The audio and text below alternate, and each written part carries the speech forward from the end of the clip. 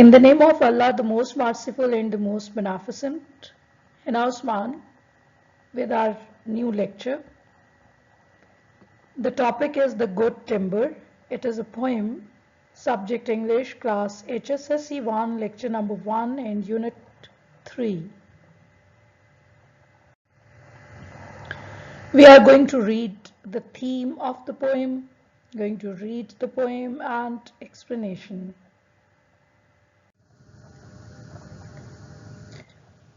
Let's have a look on the theme of the poem. In Good Timber, Malik explores themes of struggle, fulfillment, and nature. Those who live through broken branches and storms will become good timber. This theme is common within Malik's work. He was often concerned with the depicting different ways life can be lived and how the most fulfilling lives come to be. By using nature as the source of the imagery, he is tapping into a source that all people are familiar with. The extended metaphor that lasts throughout this poem ensures that everyone understands what the strength is that he is talking about. A fulfilling life can only come after one has worked hard. This is a roundabout way of saying that nothing worth having comes easy. The word timber carries the figurative metaphor of substance or character. Using tree as a metaphor for man, the poet elucidates that strength comes from hardships faced in the course of time. Adversity reveals the best in man, says Shakespeare. It means that a person who accepts challenges in life grows stronger, whereas those who avoid the challenges of life stay blind to their own hidden potential. Good roads never make good drivers. Those who evade challenges never grow tall and strong. So here he is telling about the life, and he's making a comparison between the trees and man, that how trees are facing the weather and becoming stronger than before, same as the man facing different situations and becoming stronger and stronger.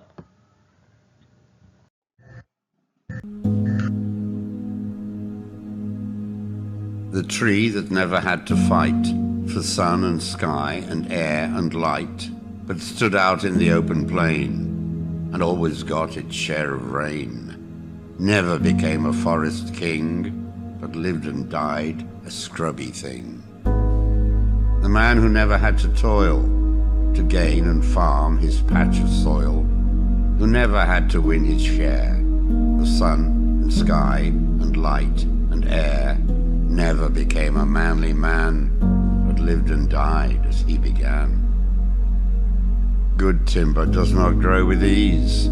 The stronger wind, the stronger trees. The further sky, the greater length. The more the storm, the more the strength. By sun and cold, by rain and snow, in trees and men, good timbers grow. Where thickest lies the forest growth, we find the patriarchs of both. They hold counsel with the stars, whose broken branches show the scars of many winds and much of strife. This is the common law of life.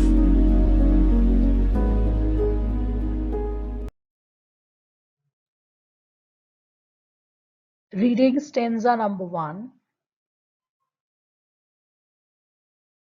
The tree that never had to fight for sun and sky and air and light, but stood out in the open plain and always got its share of rain, never became a forest king, but lived and died scrubby thing. This is the first stanza of the poem, and the rhyming scheme of this stanza is A A B B C C. So the poet in this poem telling us about a comparison between a man and trees, And what he says in this stanza, the tree that never had to fight for sun and sky and air and light, but stood out in the open plain and always got its share of rain. Never become a forest king, but lived and died a scrubby thing. So basically, what is the message in this stanza and what he tries to tell to his readers? That we must have to face the hardships. We must have to face the challenges of life. If we are evading them, if we are avoiding them, if we are not facing the music, then we cannot be as strong as we should be. It is a common misconception that challenge free life is the best. The fact is contrary to it. Your potential and latent abilities come into action only when challenges confront you. Hardship makes you hard in attributes, since Shakespeare says adversity reveals the best in man. If you want to dig out what talent Allah has gifted you with, accept and invite, rather than evade challenge in life. Do what you have never done before, leave the trodden path and discover novelty. This will help you make your mark and raise you above average mob. The poet discusses the inner and actual strength of a plant and not merely physical growth. He says that a plant which does not bear with hardships of life does not grow well. In order to fructify, it must face the challenges of life. If it does not do so, it will remain as small as ever. Plant is a metaphor for kids. So he is saying that as a plant is facing the different circumstances, weather, hardships, severity, then it becomes stronger and stronger. Same is the humans. If they are not facing the difficulty, if they are not facing that hardship of life, then they will not be successful in life. For example, a plant gets its nutrition from the air, water, soil, and the sun. A plant deprived of this definitely dies out. Hence, these are the basic needs for a plant to grow in a proper way.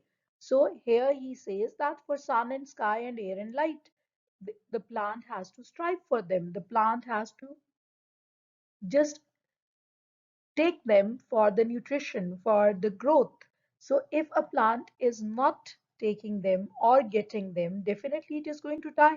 Same case with the humans. If they are not striving for the basic needs or they are not facing the difficult situations, then they will also deprive of all these things.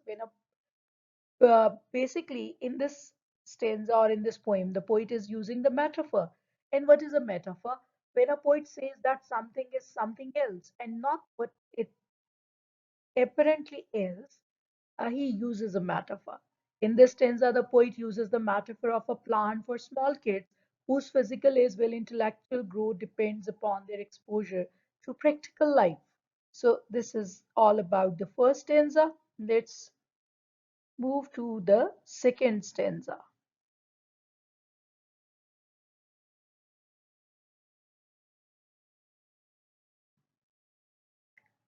Second stanza of the poem: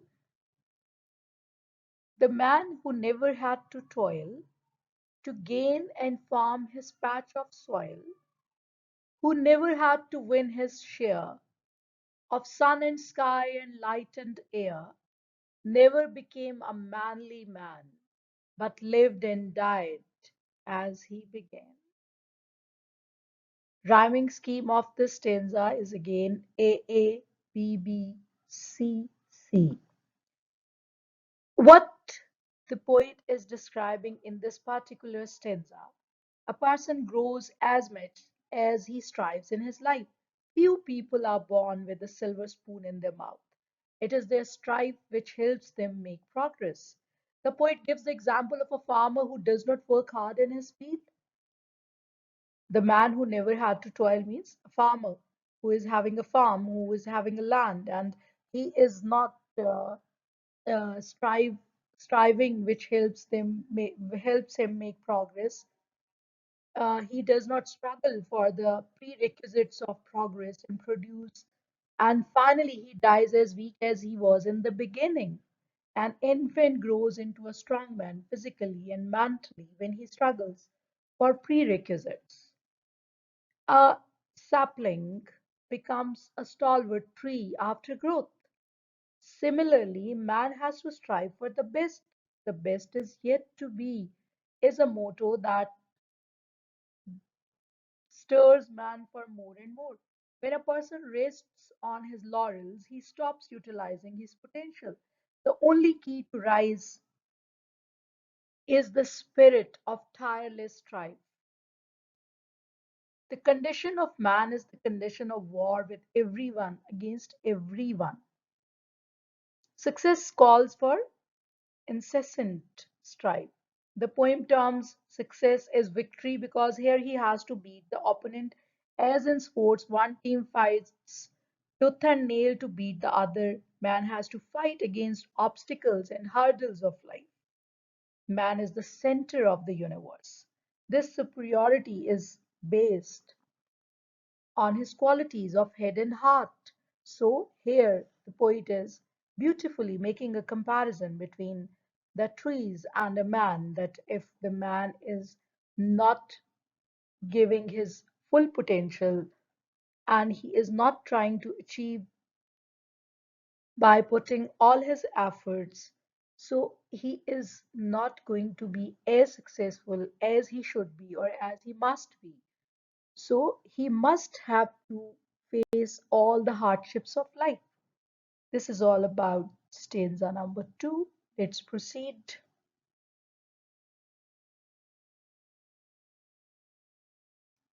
Stanza number 3. Good timber does not grow with ease. The stronger wood, the stronger trees. The further sky, the greater length. The more the storm, the more the strength. By sun and cold, by rain and snow, in trees and men, good timbers grow. So here again he is making a comparison. Rhyming scheme is the same, A B B C C. So here he is telling the essence of humans and trees.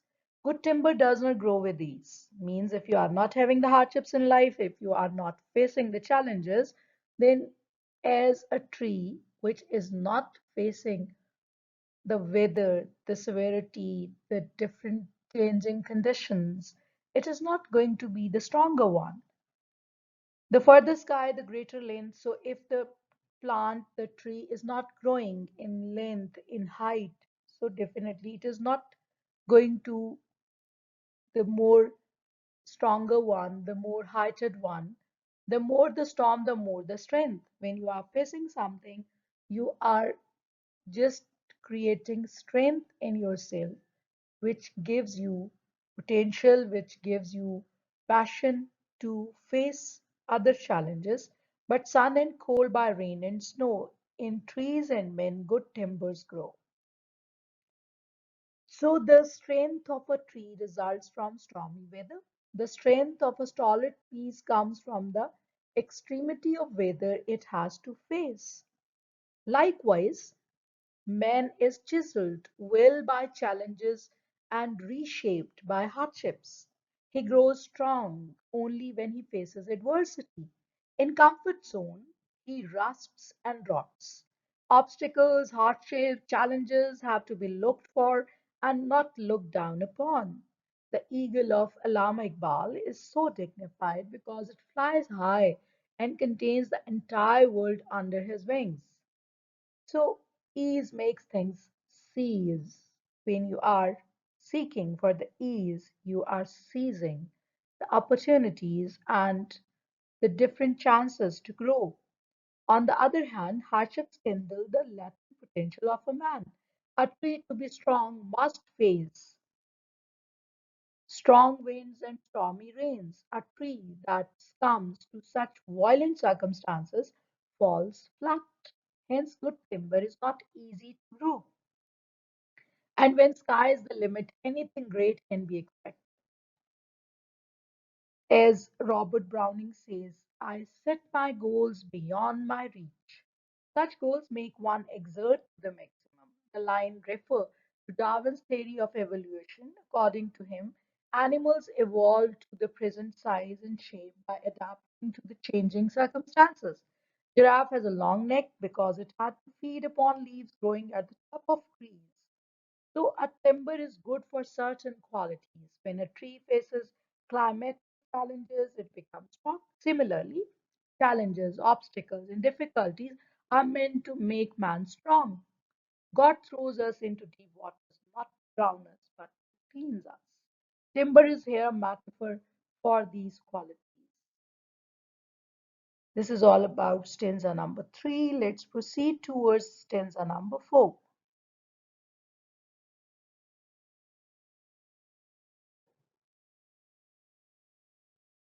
Stanza number 4. Where thickest lies the forest growth, we find the patriarchs of both, and they hold counsel with the stars, whose broken branches show the scars of many winds and much of strife. This is the common law of life. Rhyming scheme of this stanza is again AABBCC. The poet says that the top class, prominent and dominant trees grow where the forest is the thickest. As here is say, where thickest lies the forest growth, we find the patriarchs of both. Patriarchs, the highest one, the prominent one.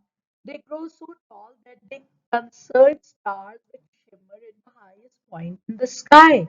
And they hold counsel with the stars. They're talking with the stars. It means they are so heighted, they are so high, they are raised up in their status.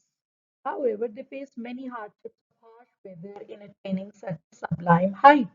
This is certified by the marks of the branches which broke off due to adverse conditions, whose broken branches show the scars. So they have faced the severe conditions, the adverse conditions. Likewise, struggle is needed for man to grow tall and strong. The poet uses the word patriarch for such men of character and thereby sanctifies them. Ideal human attributes, heroic chivalry, and determination cost a lot.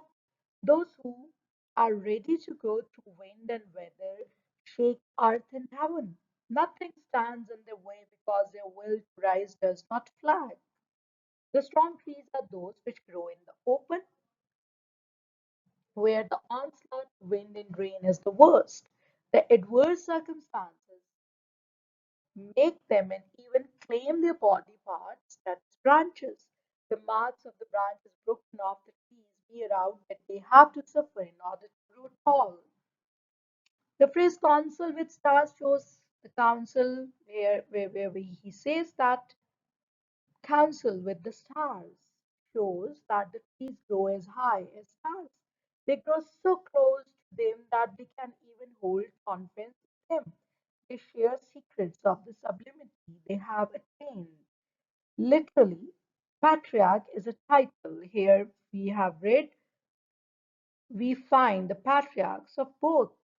Patriarch is a title given to bishops who is next to Pope. Therefore, all other bishops are under him.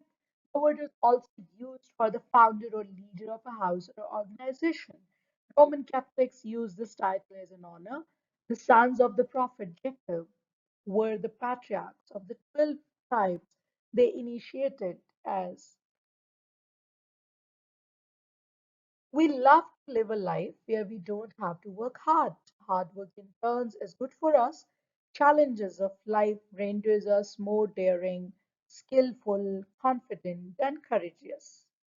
They who take the bull by the horn beat those who do not dare to do such things. Hence, the poet looked at problems as opportunities for us to grow, chance to discover our latent potential. So he is also telling us this is the common law of life that if we are When we take on a task, we face problems in accomplishing it. We do not give up. We rather try harder and faster till we reach a solution. Those who have the courage to welcome hardships are themselves welcome everywhere. Those who are shy of challenges of life fail to discover themselves and to accomplish mighty deeds they could do uh, had they subjected themselves to the test of time. The poet is all praise for good timber. He says that good timber is hard to grow and rare to find. A well grown tree has a good timber. The tree grows sky high without bothering about the stormy winds and rains. And same as a strong man does not fear challenges of life, he takes the bull by the horn and exploits his latent talents. A man who fears adversity lives and dies the same size. Means he never progressed, he is never be successful. So this is all about this beautiful poem where poet is giving us a very, very accurate or perfect comparison between the trees and humans, that when we are facing the adverse situations, we are becoming stronger.